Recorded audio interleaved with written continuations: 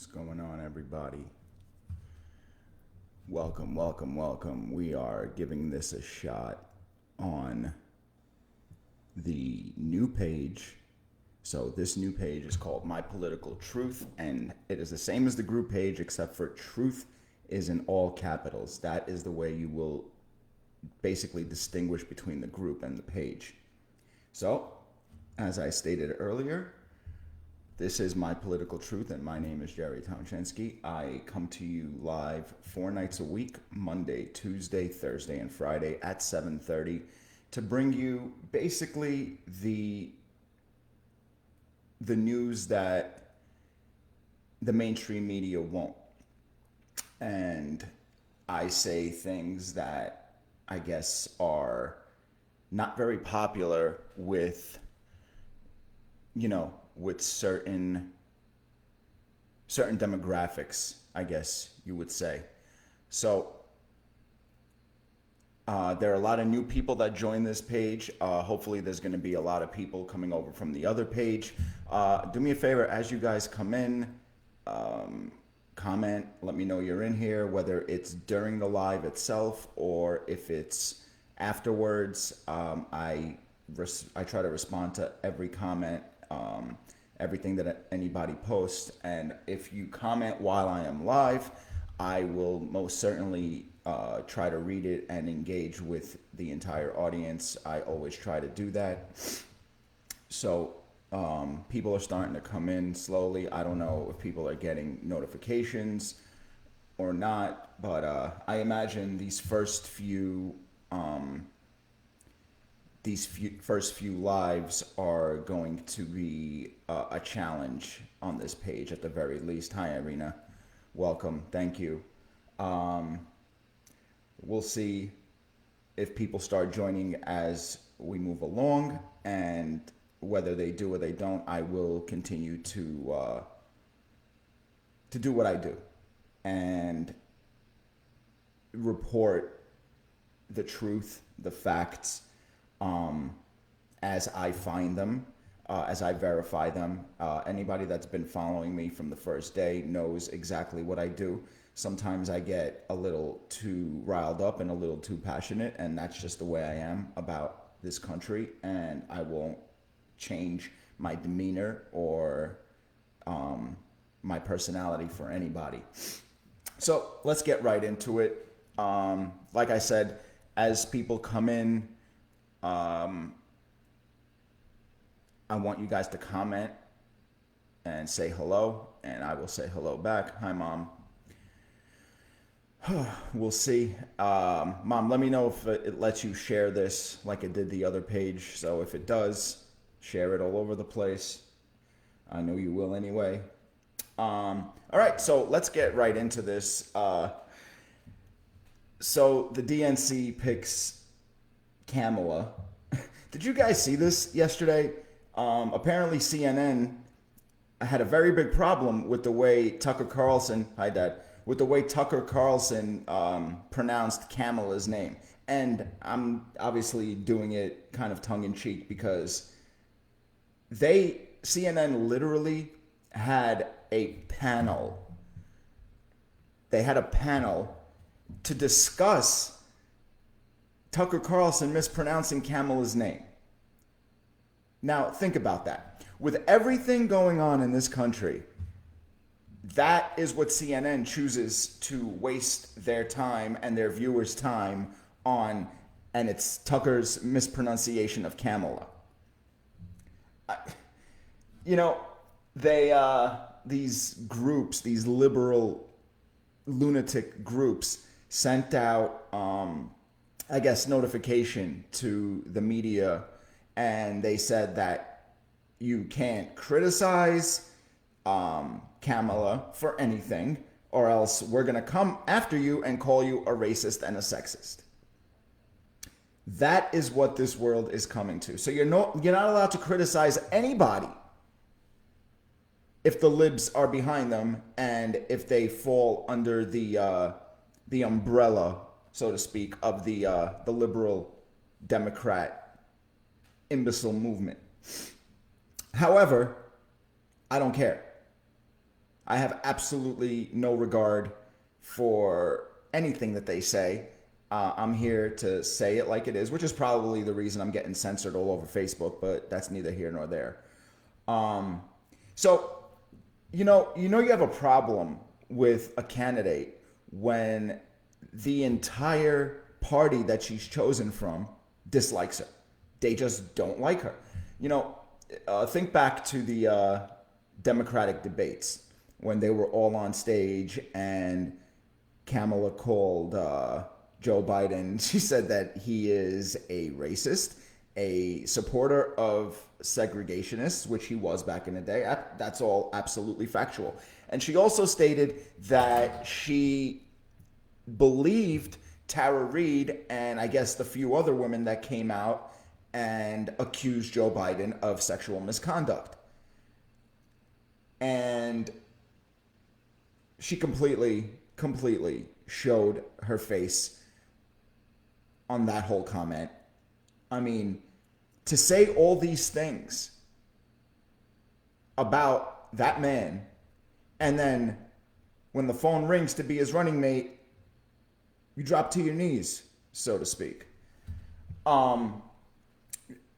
This is what the Democratic Party is all about. They have zero integrity.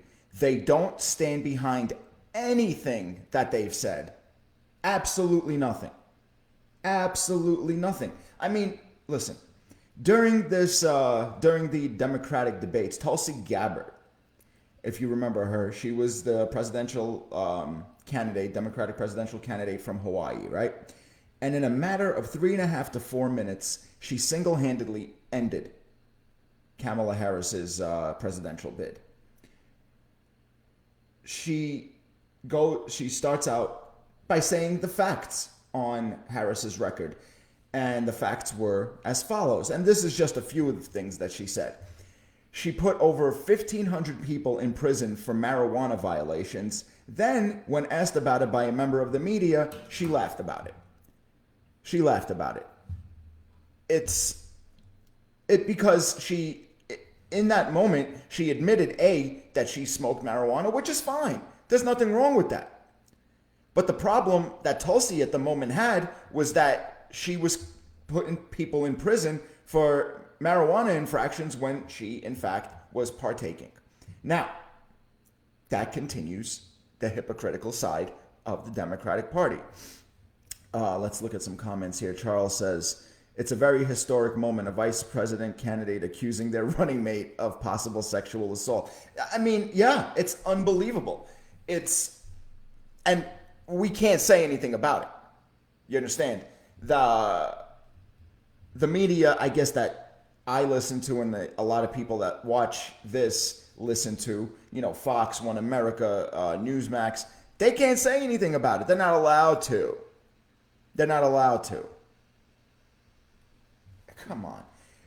Another one of Kamala's, I guess, footprints when she was the DA or whatever, state attorney or attorney general in California. She blocked evidence that would have freed numerous innocent men from death row until the courts made her release that evidence. Do you understand how serious that is? So she had absolutely no problem sacrificing innocent people for her benefit. She had no issues with that. She also kept people in prison beyond their sentences to use them as cheap labor for the state of California.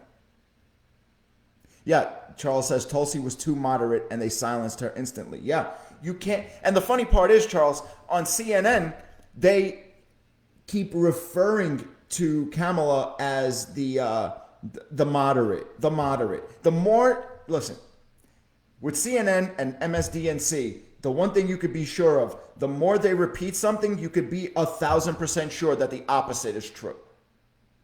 That goes without saying. That is 100% spot on when talking about the Communist News Network and MSDNC. So that is completely and utterly ridiculous that nobody other than Tulsi apparently called her out. And I promise you that she's going to be called out by President Trump. I very much look forward to her debate with Vice President Pence in Salt Lake City. That will be very interesting to watch. I don't think she could match brain panels with Vice President Pence, but we'll see when that happens. Tulsi also said one more thing that was that caught my eye.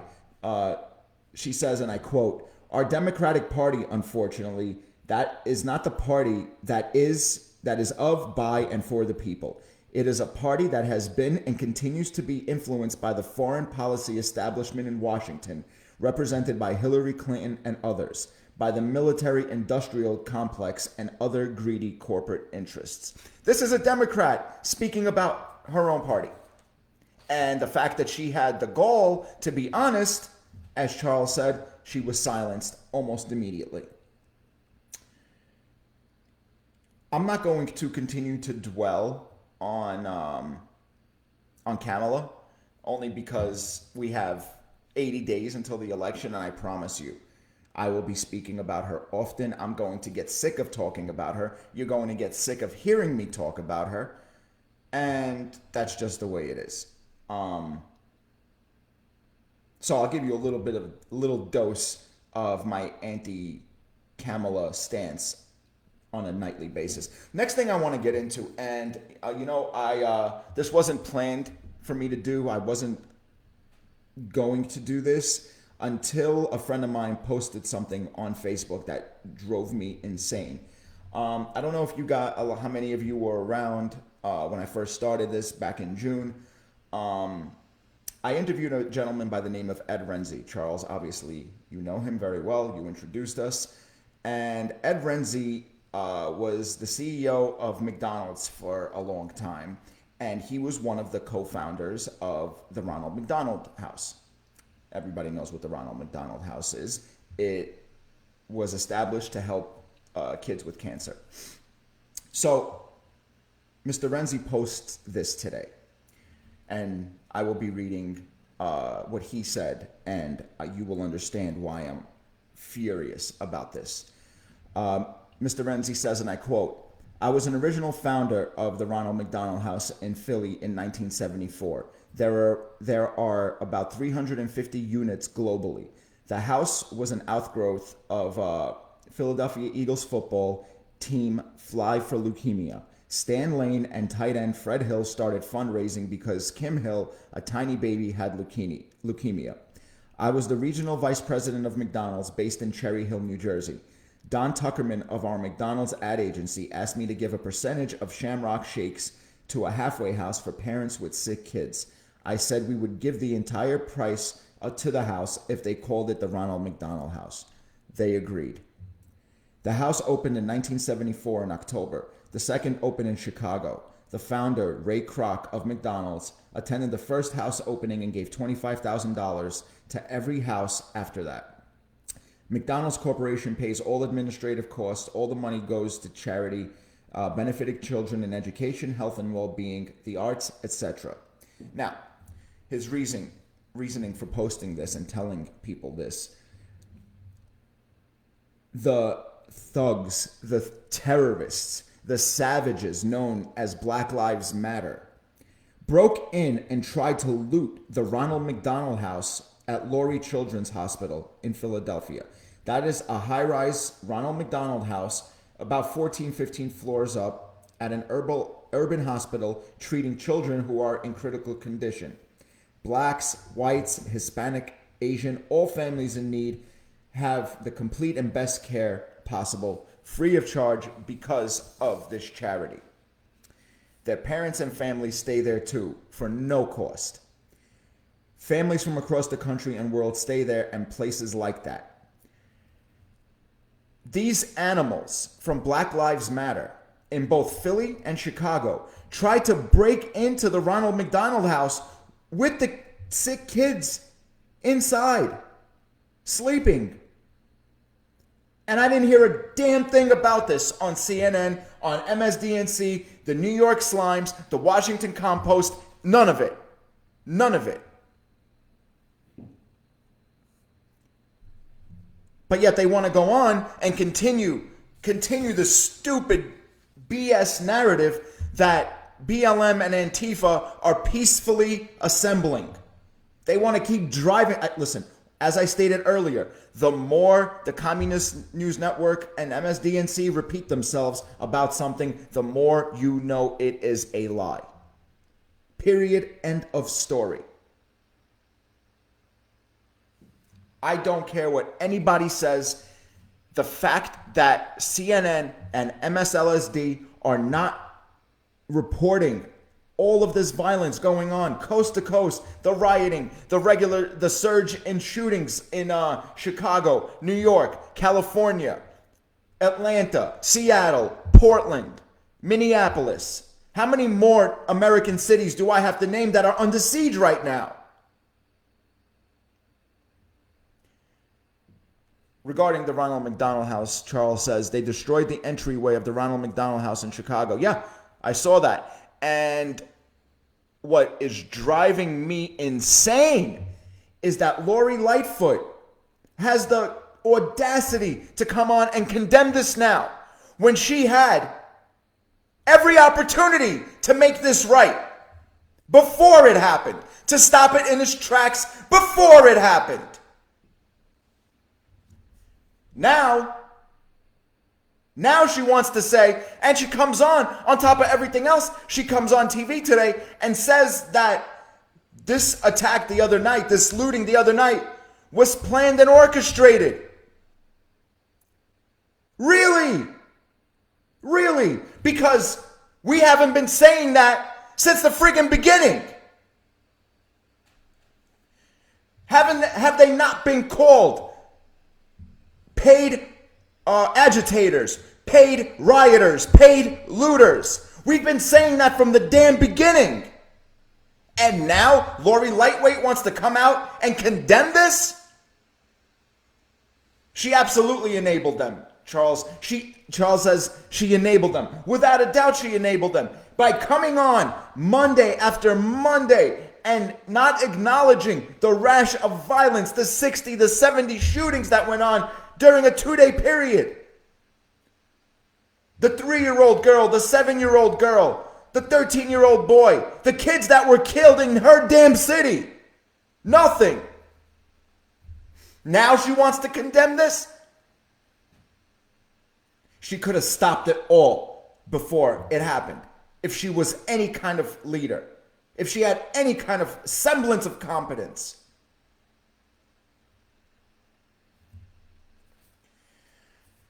Oh, my God. I mean, listen. Everybody on the left, and I hope some people from the left are watching this, and they'll never comment. They'll never comment. They never want to go toe-to-toe. They never want to hear facts.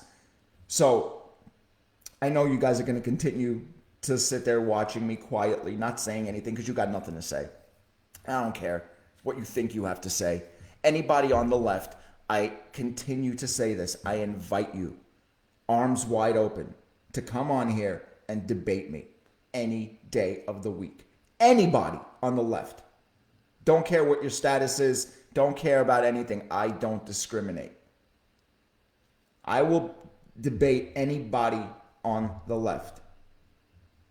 You don't have to give me any topics in advance. You don't have to give me questions in advance. You could just come on and just barrage me with anything you want. But I know that won't happen.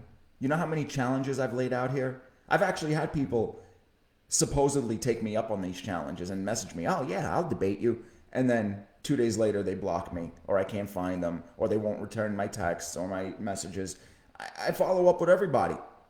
I'd love to debate any liberal. I don't care where you are, what you do, what your beliefs are. I give everybody an open forum on here if they take me up on it. Speaking of open forum, next week, completely off topic, next week I will be doing another interview with comedian Freddie Rubino. I know we had a great time doing it the first time. We have a lot more topics to discuss, and I promise you, Freddie is going to keep everybody laughing, and we're going to try to lighten the mood a little bit, because every day it can't be this serious and this tumultuous every day. It's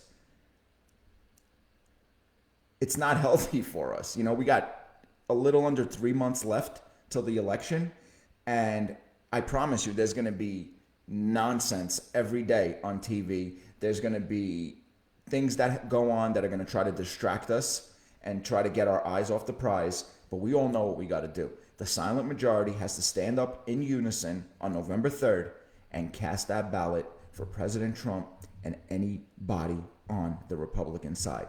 Democrats, I'm sorry, there are no moderates left that are running. Any moderates that are left that are still in office, they're not running right now, and they're getting bullied by these progressives. AOC comes out today. I guess she was told by the DNC that she's only going to have 60 seconds to speak at the Democratic National Convention next week. Well, duh.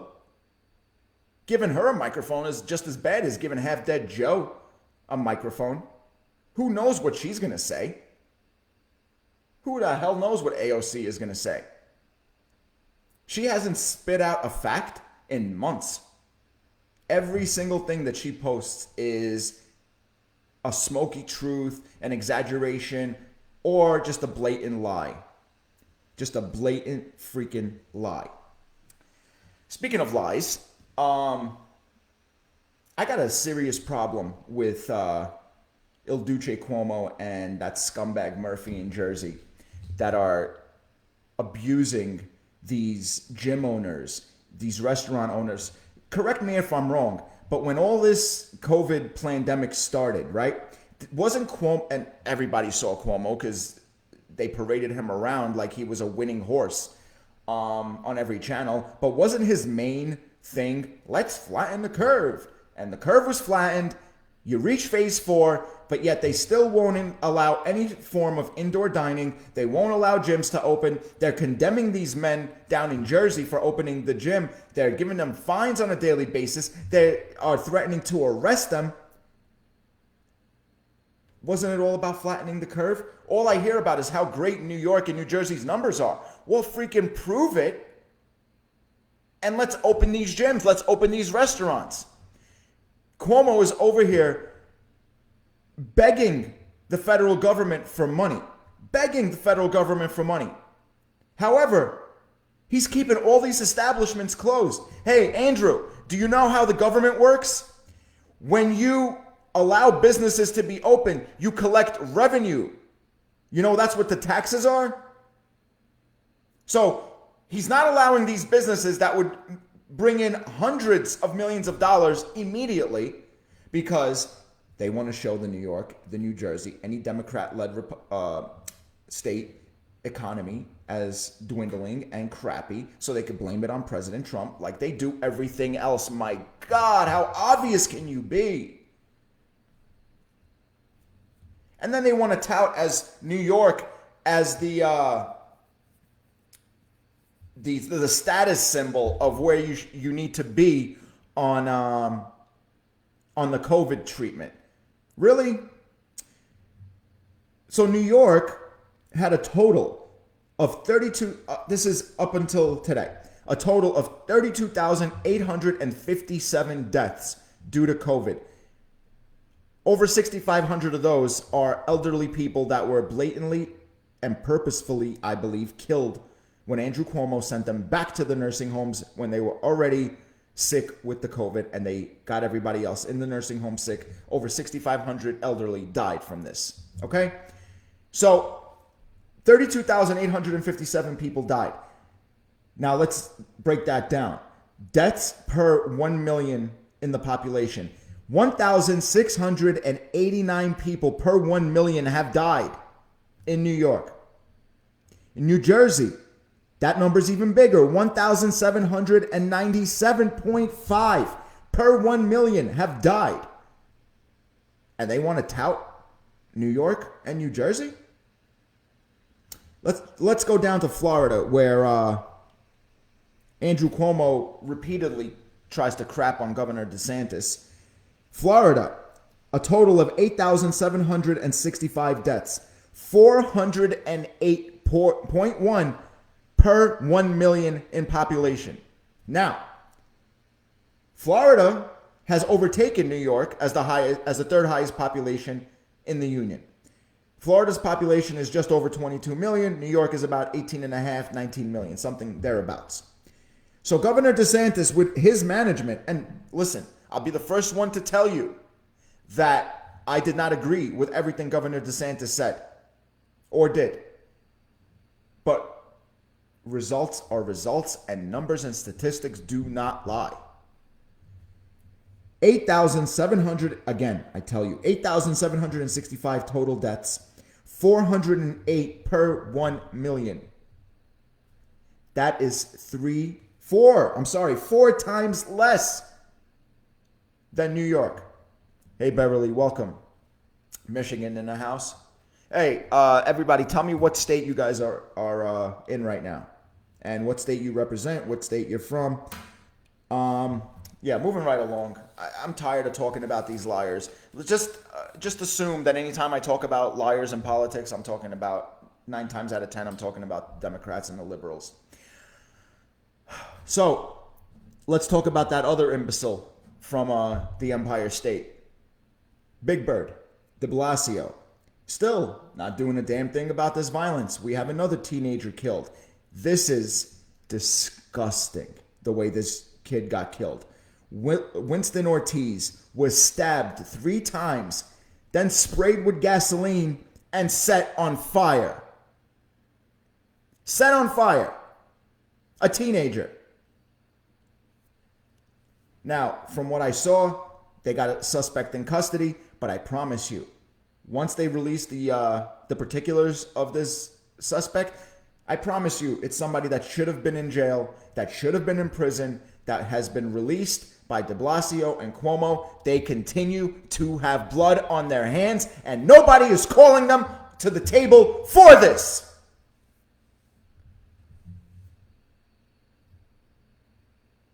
Nobody says a damn thing other than the usual suspects: Fox News, One America, Newsmax, Breitbart, Dan Bongino. But then when we call out these animals for their dereliction of duty, for some odd reason, we're the racist ones. But what communities are affected the most by this violence? It's not the Hamptons. Promise you that. It's not upstate New York.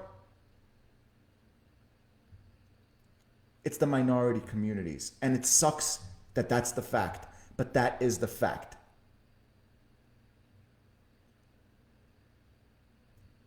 It's a shame. It's a complete and utter shame that this has to happen. But it happens.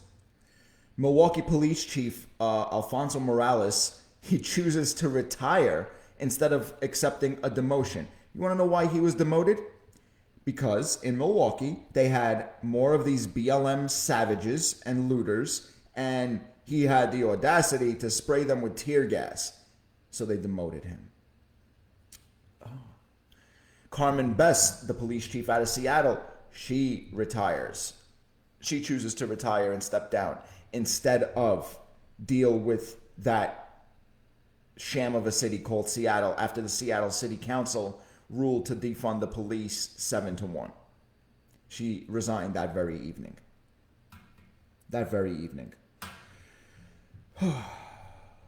Real quick, don't know if you guys saw this last night. ICE, Immigrations and Custom Enforcement, was doing a special operation going after criminal aliens that committed domestic violence. They made 2 arrests in Bend, Oregon. This happened in Oregon last night. When things went sideways, immigration activists got wind of the operation, found the buses and that the detainees were on, then surrounded the buses for almost 12 hours, demanding the men be released. ICE agents were also inside the bus. The police showed up, but much later, after the crowd had grown to several hundred people, more than a dozen Border Patrol agents arrived and started using pepper spray so they can get the people off the buses. It's been confirmed that both suspects have been previously convicted numerous times for domestic violence, and both suspects have been deported before.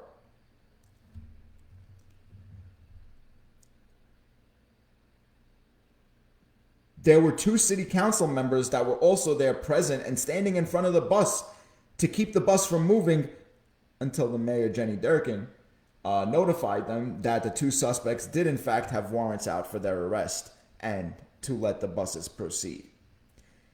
John Hummel, the DeSoto County District Attorney, tweeted, "I've never been so disgusted by my government and so proud of my community."